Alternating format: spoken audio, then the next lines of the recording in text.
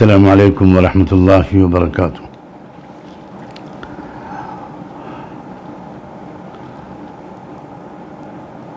अभी एक दो दिन पहले, बल्कि शायद कल ही, एक वीडियो वायरल हुआ जिससे मुल्क के लोगों को ये पता चला कि लखनऊ के एक साहब ने सुप्रीम कोर्ट में एक रिट दायर की है, जिसके ज़रिए उन्होंने सुप्रीम कोर्ट से ये दरख्वास्त की है कि कुरान की फ़लाँ 26 आयतों को कुरान से निकाल दिया जाए। नेचुरली इस पर पूरे मुल्क में हर तरफ से तबसरे आ रहे हैं, रिएक्शंस आ रहे हैं। मुसलमान उलमा और दानिश्वर हजरात इस सिलसिले में अपने ख्यालात का इजहार कर रहे हैं। इस वीडियो के वायरल होने के बाद से ही मुझसे भी बेशुमार लोग ये उम्मीद कर रहे हैं और मेरी तवज्जो इस तरफ मबजूल कर रहे हैं कि मुझे भी इस पर कुछ रिएक्शन देना चाहिए, कुछ कमेंट्स करने चाहिए।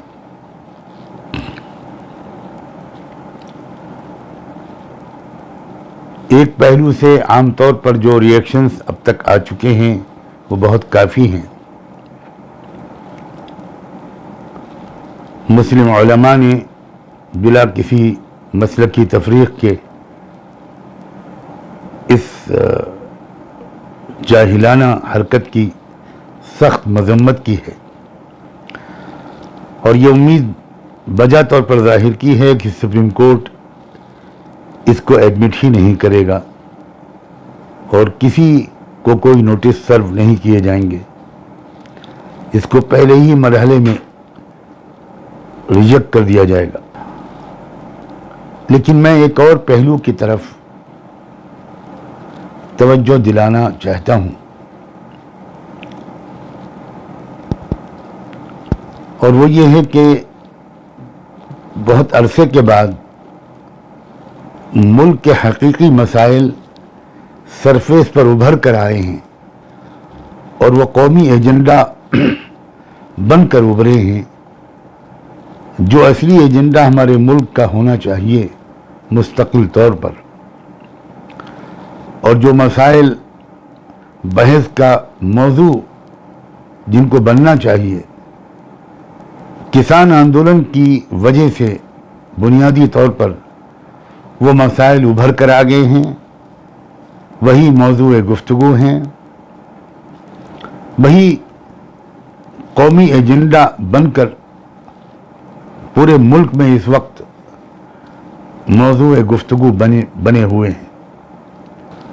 ये किसान आंदोलन ही का ये नतीजा है जिसके लिए मैं संयुक्त किसान मोर्चे की समझदार और बहादुर लीडरशिप को पूरे मुल्क, पूरी कौम की तरफ से मुबारकबाद देना चाहता हूँ कि वो सख्त तकलीफ़ों को बर्दाश्त करके अपने आंदोलन को जारी रखने में कामयाब हुए और वो आंदोलन दिन ब दिन ताकतवर होता जा रहा है और पूरे मुल्क में फैलता जा रहा है। उस आंदोलन की वजह से किसानों के मसाइल, मजदूरों के मसाइल, गरीबों, पिछड़ों और oppress class, schedule caste, schedule tribe के मसाइल उभर कर सामने आए और मुल्क में जो सरमायादाराना फिस्तायत पर मबनी निज़ाम अब चल रहा है बड़े ज़ोर शोर से, जो कॉर्पोरेट फैशिज्म की पॉलिसी अपनाई हुई है हमारी मौजूदा सरकार ने, उसके खिलाफ, उसकी पॉलिसियों के खिलाफ पूरे मुल्क के अंदर एक बेदारी की लहर फैल रही है। वो लाखों बल्कि शायद करोड़ों लोग जो किसी प्रोपेगेंडा का शिकार होकर और मजहबी जज्बात से मगलूब होकर वो असली मसाइल से बिल्कुल गाफिल हो गए थे और मंदिर मस्जिद हिंदू मुस्लिम की बुनियाद पर उन्होंने वोट डाले थे पिछले इलेक्शनों में। अब वही लोग बहुत ज़्यादा पछता रहे हैं, खुल्लम खुल्ला अपनी गलती मान रहे हैं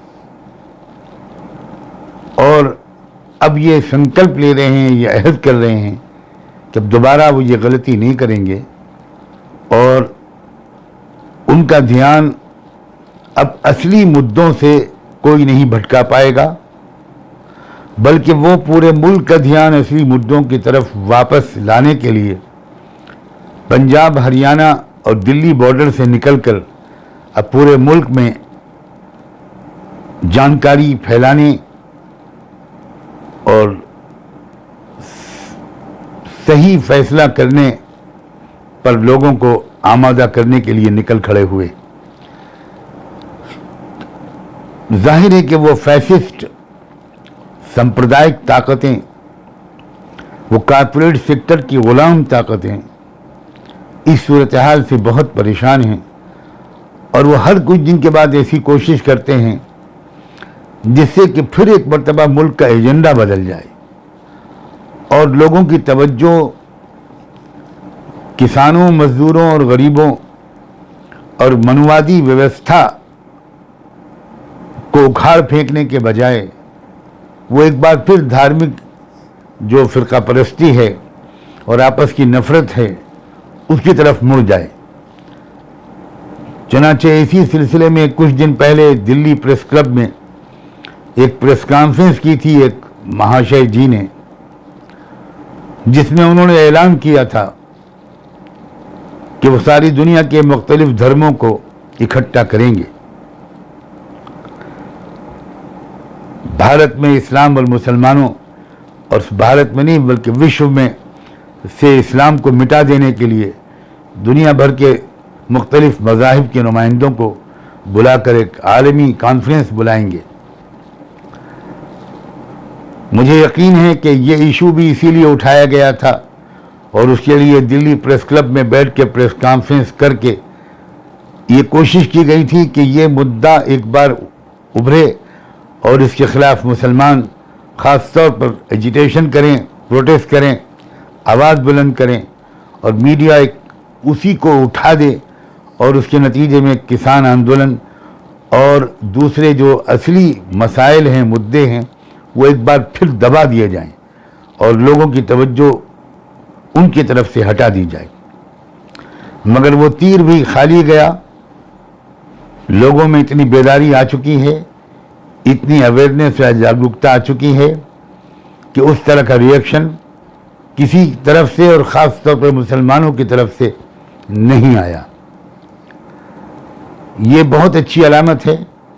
इसका मतलब है कि भारत के मुस्लिम समाज के लोग अब पॉलिटिकली अवेयर हो गए हैं, उनके अंदर समझदारी बढ़ी है।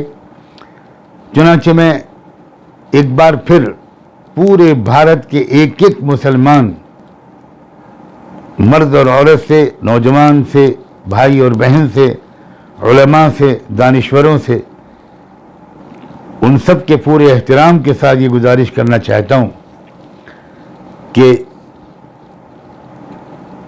ये जो लखनऊ के एक साहब ने फिर एक नया शगुफा छोड़ा है, एक नया शोशा छोड़ा है, कुरान मजीद की कुछ आयतों के बारे में कुछ जाहिलाना बकवास उन्होंने की है, उस पर भी इसी समझदारी का सबूत देते हुए कोई रिएक्शन न दिया जाए। यकीन रखिए कि कुरान मजीद का एक नुक्ता भी दुनिया की तमाम शैतानी ताकतें मिलकर बदल नहीं सकती। सवाल ही नहीं पैदा होता इसका।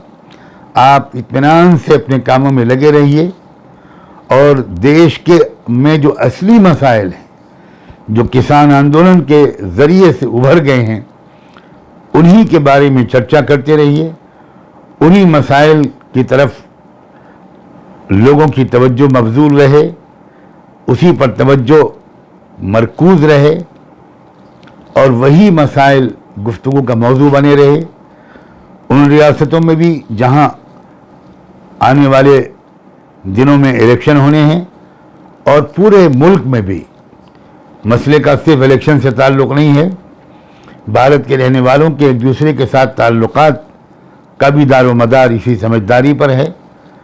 और हमको खुदा का शुक्र अदा करना चाहिए कि ये समझदारी इस वक्त भारत की आवाम में बढ़ रही है और हर आने वाला दिन इसके सबूत फराहम कर रहा है, पेश कर रहा है। इसलिए लखनऊ के फलां साहब की जाहिलाना बातों का भी कोई जवाब न दिया जाए। इज़ा ख़तबहुमुल जाहिलून क़ालू सलामा। कुरान ने हमको एक मैच्योर अंदाज सिखाया है कि जब जाहिल लोग कुछ बोला करें तो बस ये कहा करो कि सलामन, सलामती हो, कोई जवाब मत दो, बहस को तूल मत दो। ये ज़्यादा समझदारी की बात है। मुझे उम्मीद है कि मेरी इस गुजारिश पर लोग ख़ास तवज्जो देंगे और मुल्क के एजेंडे को बदलने की किसी साजिश को कामयाब नहीं होने देंगे। आप सबका बहुत बहुत शुक्रिया। आप सबकी दुआओं का मोहताज हूँ। अल्लाह करे कि हमें हर मौके पर सही स्टैंड लेने और सही कदम उठाने की तौफीक मिले। अल्लाह हाफ़िज़।